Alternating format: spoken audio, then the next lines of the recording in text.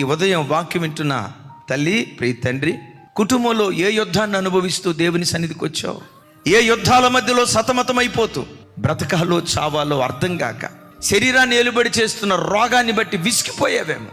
ఎంత కష్టపడినా రెక్కాడినా డొక్కాడని పేద పరిస్థితి అనుభవిస్తూ కష్టార్జితమంతా వడ్డీలకు, మందులకు, మాకులకు ధారపోస్తూ సిల్లి సంచులు వేసుకున్న డబ్బులాగా నీ ధనం మారిపోయి ప్రతి విషయంలో యుద్ధం యుద్ధం యుద్ధం యుద్ధాన్ని అనుభవిస్తూ ఈరోజు దేవుని సన్నిధికి వచ్చావేమో. ఓ మాట, నిన్ను ఆవరించిన పోరాటాలు ఎంత భయంకరమైనవైనా నీ దేవుని కంటే బలమైనవి కాదు.